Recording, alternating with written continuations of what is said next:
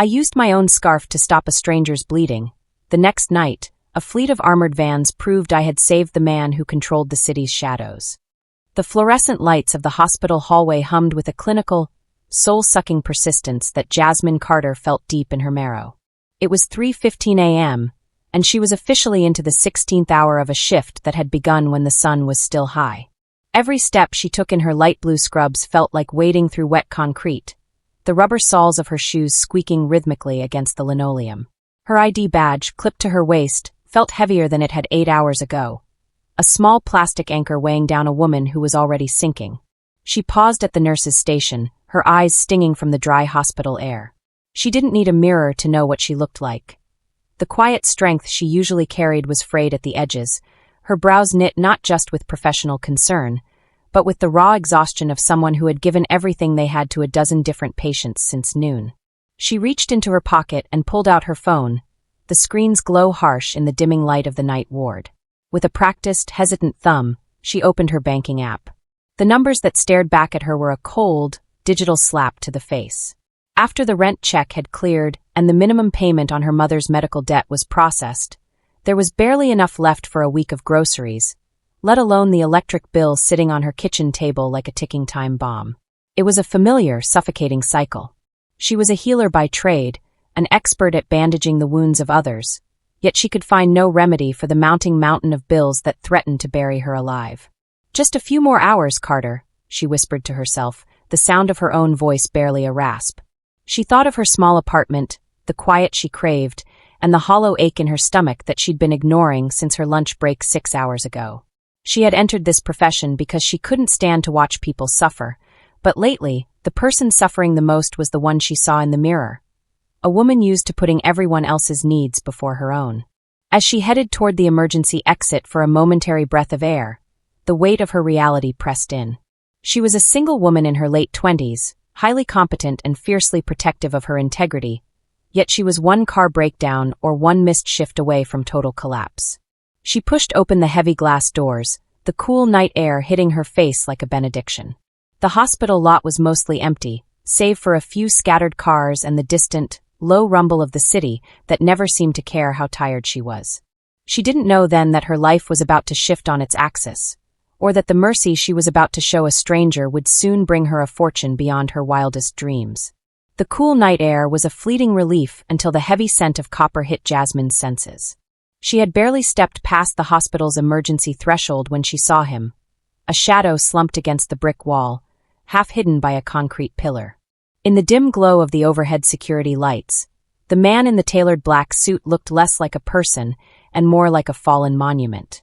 Jasmine's internal nurse alarm blared, instantly overriding her bone-deep fatigue. She didn't call out.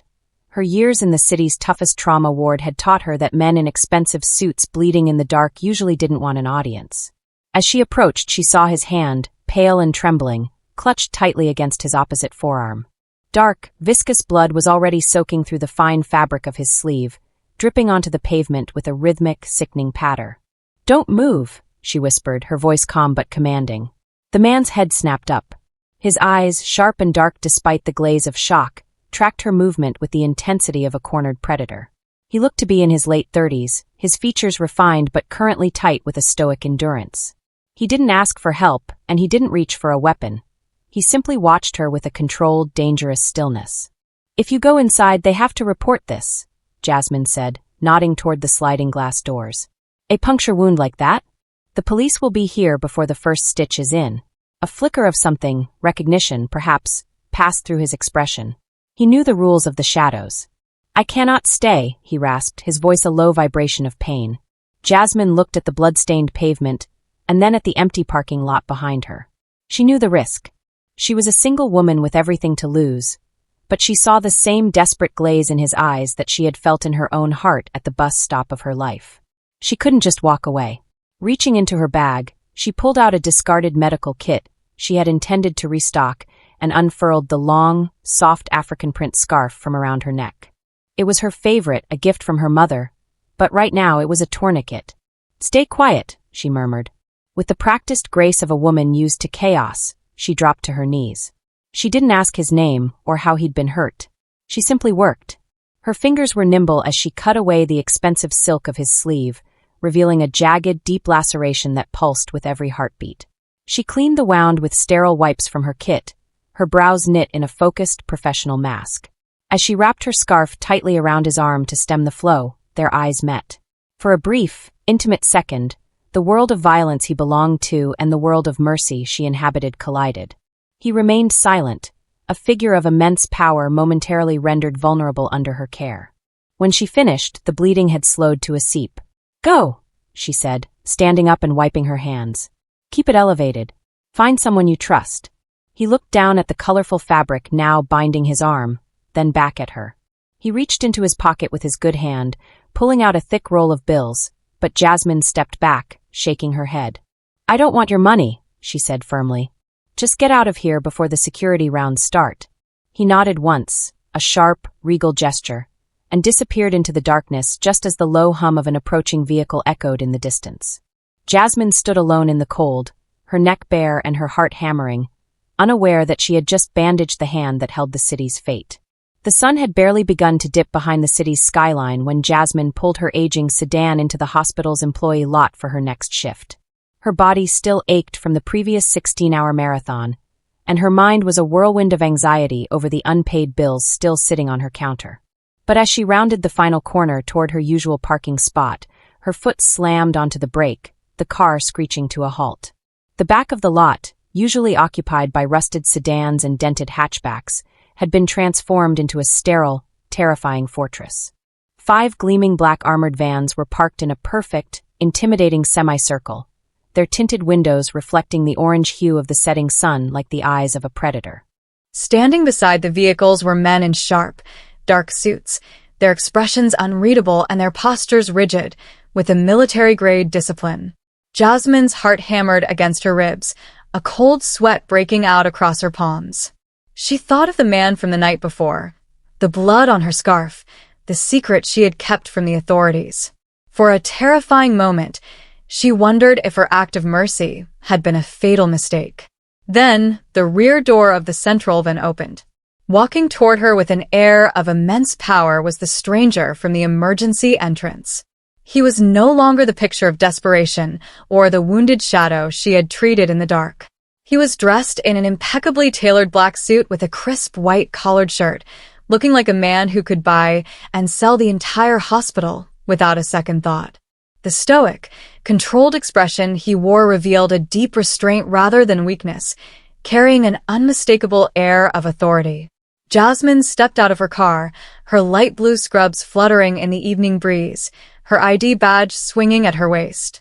She felt acutely aware of her own exhaustion and the vast chasm between her world of healing and the world of menace he clearly commanded. He stopped a few feet from her, his gaze intense as it dropped briefly to his own forearm, where the faint outline of her bandage was hidden beneath the expensive silk of his sleeve. The silence stretched between them, heavy with the weight of unspoken power and high stakes. "You," she breathed, her voice barely audible over the distant hum of the city. "We need to talk," he said, his voice calm, firm, and layered with the gravelly resonance of someone used to being obeyed. Jasmine knew in that moment that the quiet life she had struggled to maintain was gone. The man she had saved wasn't just a patient. He was the man who owned the city's shadows, and he had come to collect. The silence in the parking lot was heavy, broken only by the distant wail of a siren. Tejo gestured toward the open door of the lead van, a silent invitation that felt more like a royal decree. Jasmine hesitated, her heart hammering against her ribs, but the memory of his quiet stoicism the night before moved her feet forward. Inside, the van was a world away from the grit of the hospital. Plush leather, soft ambient lighting, and a stillness that muffled the chaos of the city outside. Tejo sat across from her, the overhead light catching the sharp lines of his jaw. "My name is Lee Tejo," he began, his voice a low, steady rumble. "Last night, I was betrayed by blood. My own cousin, Shin, orchestrated an ambush to take control of my operations while I was vulnerable. He left me for dead, assuming no one would risk helping a man in a black suit with a bullet graze and a puncture wound." He looked down at the scarf still tied around his arm. He didn't account for a woman who values life more than safety. Jasmine gripped her ID badge, her knuckles white. "I just did my job," she whispered. "You did more than that.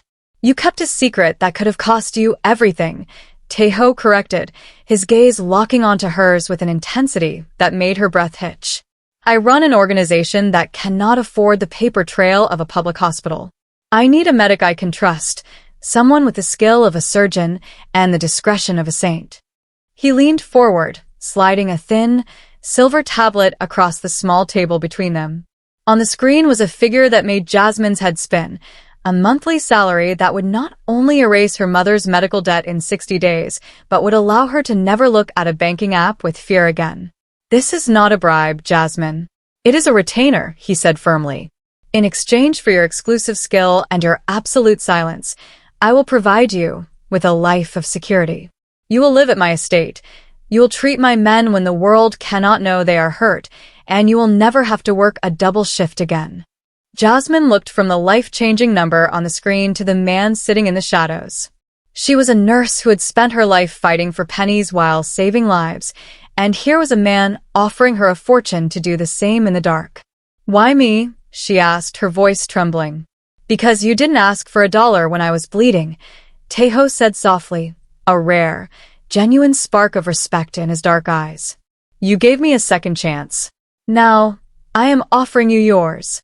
Jasmine looked back at the hospital, the symbol of her exhaustion, and then at the hand Taeho held out, a lifeline draped in danger. "Okay," she breathed. "I'll do it."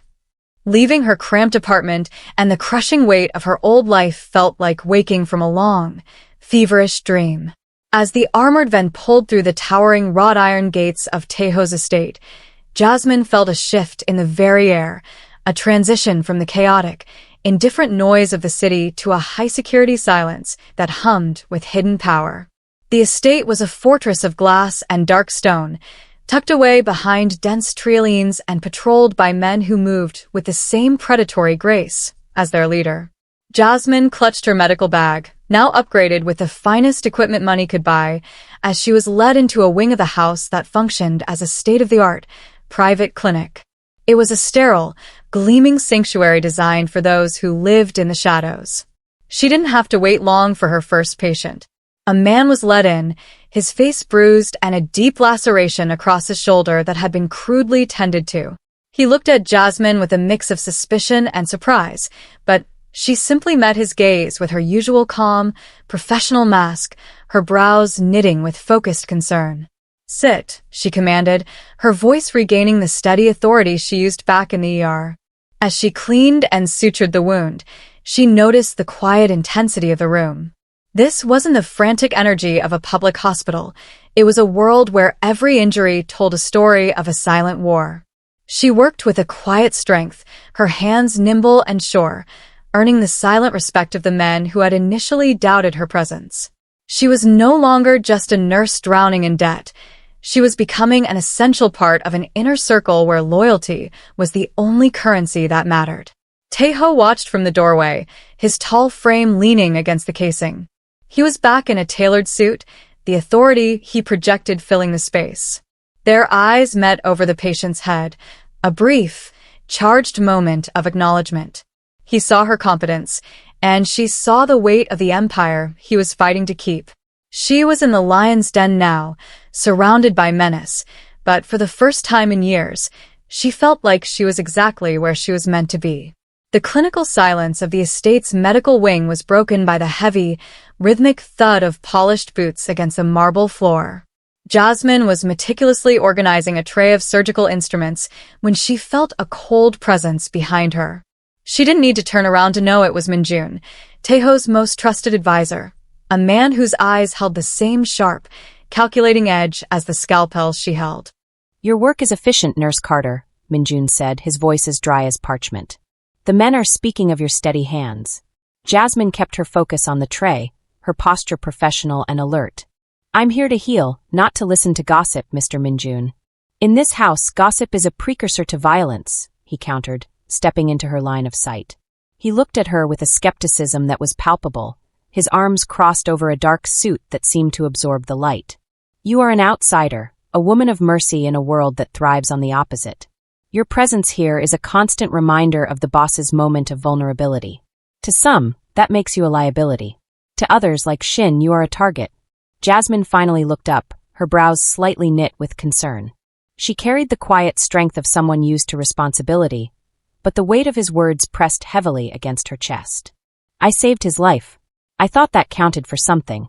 It counts for everything to Tae-ho, which is exactly why the friction is growing, Minjun said, leaning closer, his voice dropping to a low, warning hiss.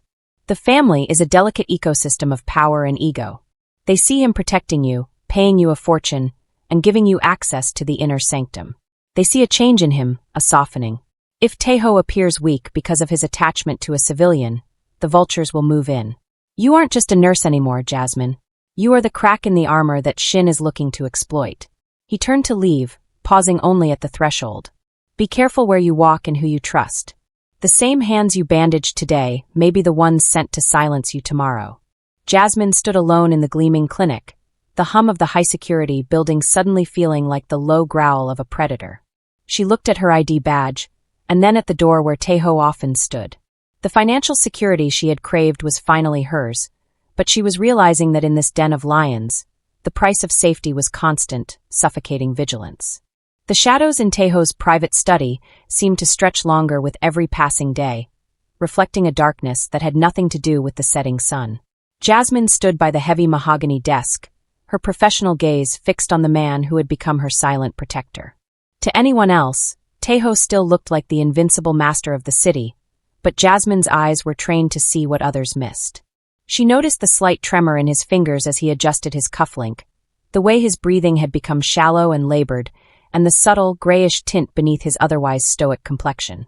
Your vitals are fluctuating again, Jasmine said, her voice soft but filled with the quiet strength of a woman who refused to be ignored.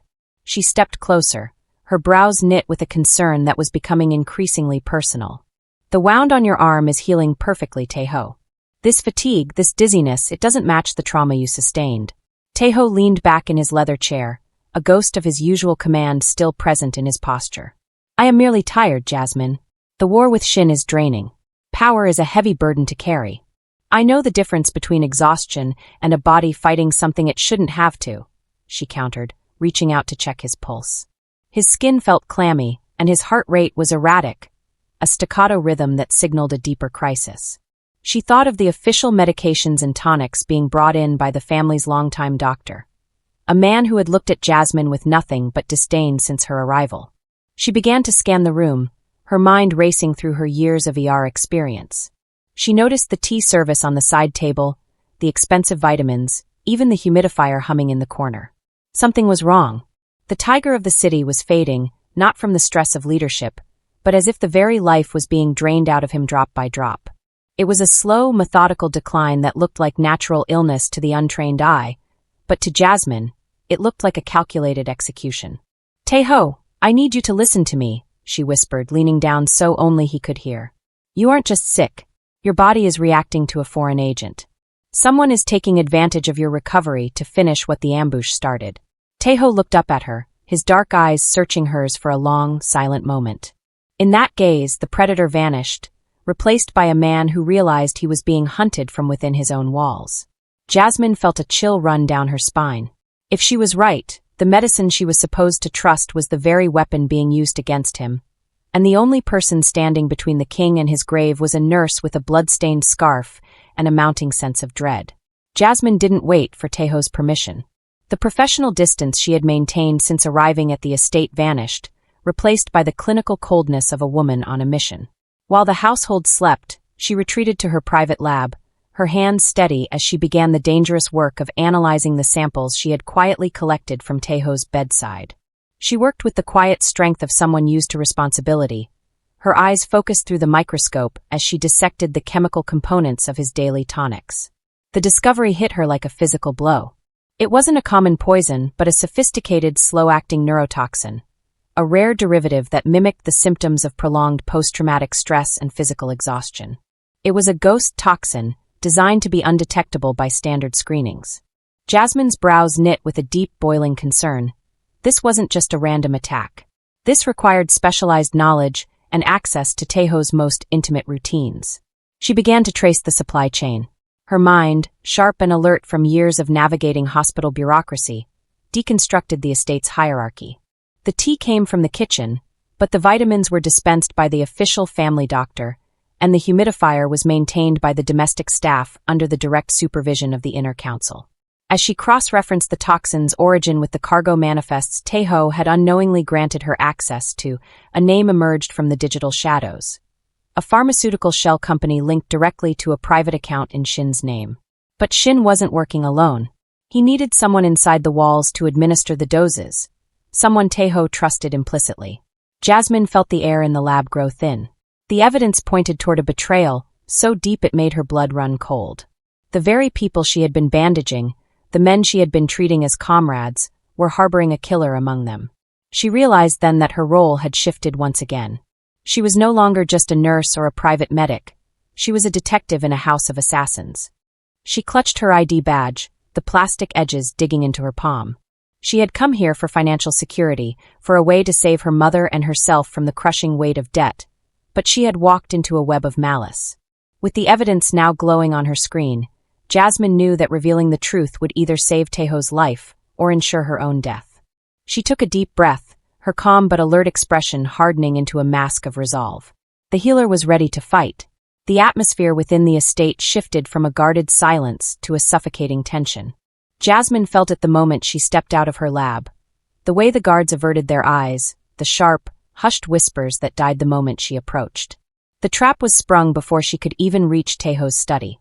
She found Shin standing at the center of the mahogany-paneled hallway, flanked by two of the family's most senior enforcers. He was the mirror image of Taeho's power but without the soul, his smile as sharp and hollow as a scalpel. In his hand, he held a small, dark vial, the very one Jasmine had emptied for testing only an hour prior. "It's a tragic story, really," Shin began, his voice dripping with a feigned oily sorrow. "A desperate woman, drowned in debt, finds her way into the heart of a powerful man. She pretends to heal him, all while slowly feeding him the venom that ensures she becomes the sole beneficiary of his generosity." Jasmine stood her ground, her light blue scrubs a stark contrast to the black suits surrounding her.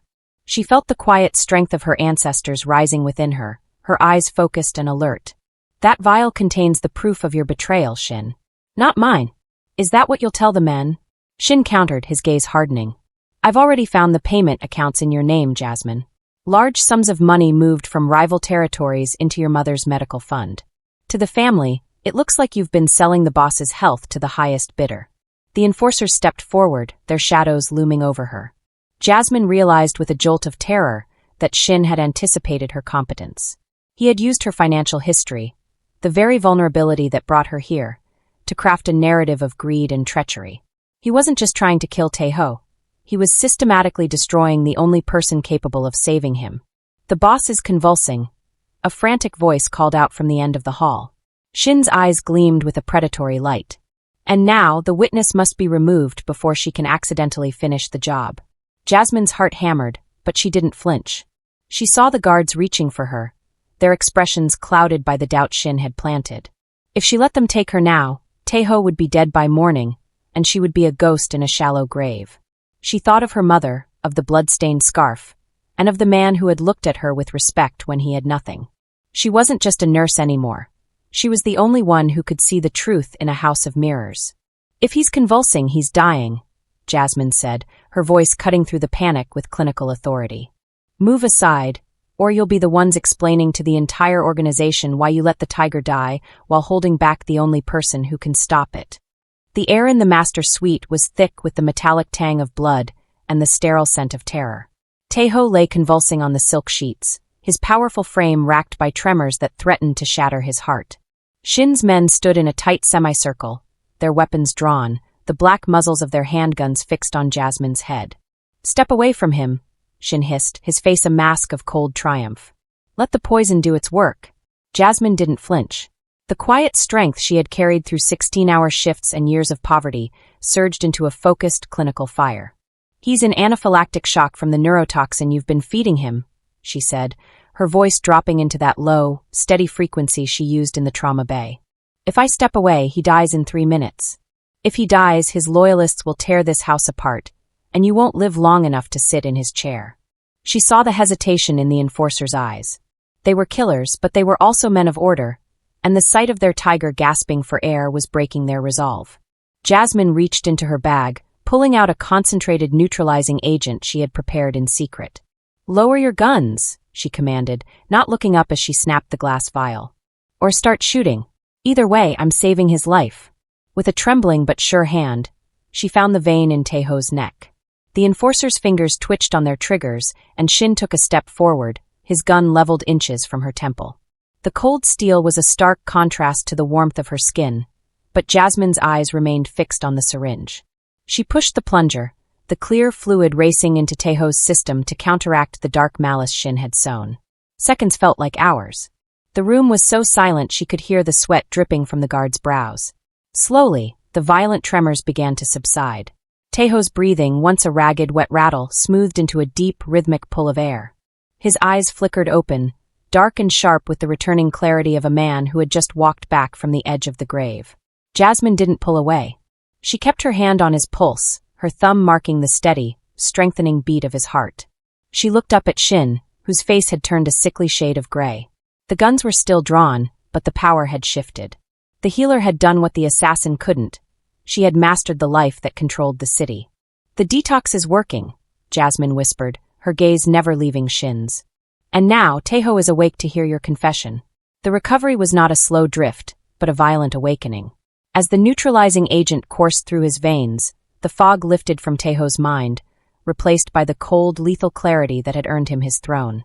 He rose from the bed with the deliberate grace of a wounded predator, finally finding its feet. The enforcers, seeing the fire return to their leader's eyes, instinctively lowered their weapons, their loyalty shifting back to the man who actually held the power of life and death. Shin tried to flee, but the doors were already sealed. Taeho didn't raise his voice. He didn't need to. He simply looked at the enforcers who had been swayed by Shin's lies. "Remove him," Taeho commanded, his voice a low, terrifying vibration that seemed to rattle the window panes. "And anyone else who forgot who they serve." The purge was silent and swift.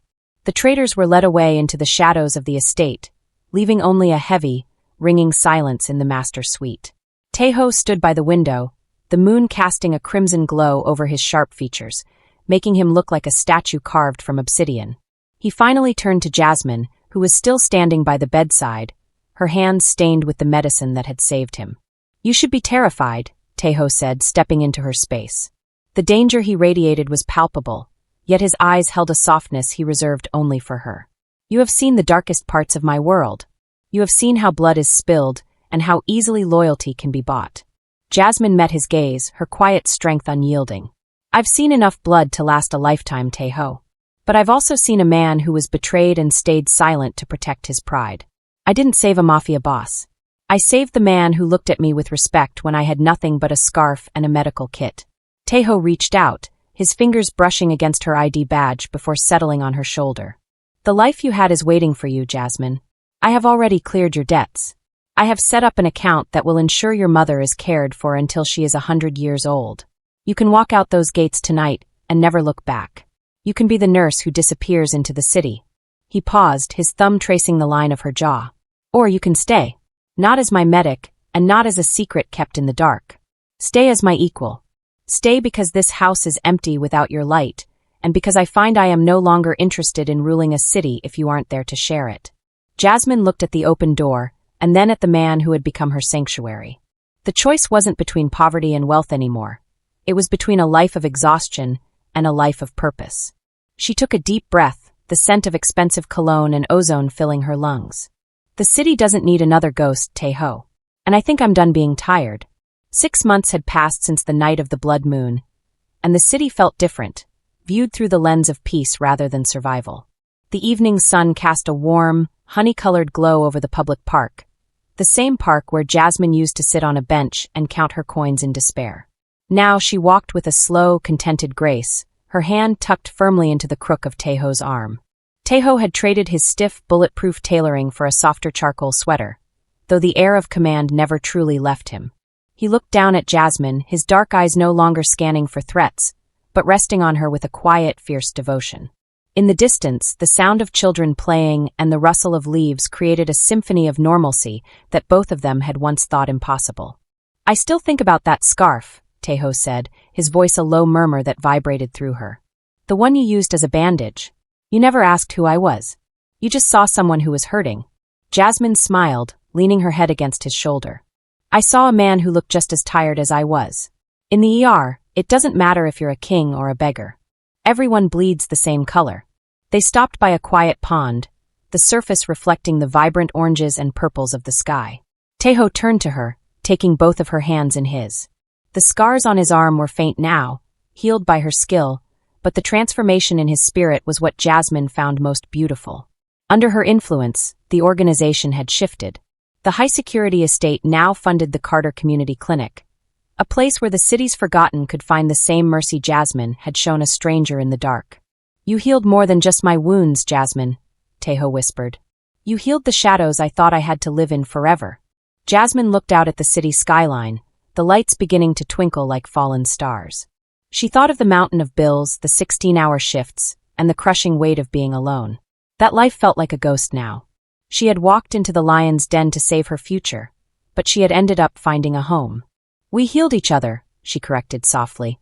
As they walked back toward the car, no longer followed by a fleet of armored vans, but by a single discreet security detail, Jasmine realized that the greatest fortune she had gained wasn't the salary or the estate. It was the knowledge that even at your lowest point, a single act of kindness can rewrite your entire story. Sometimes, when you give someone your last bit of hope, you find that your own story isn't over. It's just beginning. The true measure of a person is not what they do when they are powerful, but what they give when they have nothing left. Jasmine's last scarf and her refusal to look away from a man in pain remind us that kindness is a seed. You never know how massive the harvest will be or whose life you might be saving along with your own. Never underestimate the power of a selfless act. It might just be the key that unlocks a fortune beyond your wildest dreams. If you were moved by Jasmine and Tejo's journey from the shadows to the light, make sure to hit that subscribe button and turn on notifications. We bring you the most intense, emotional, and life-changing stories every week. Don't miss out on our next tale of unexpected fate. Join our community today.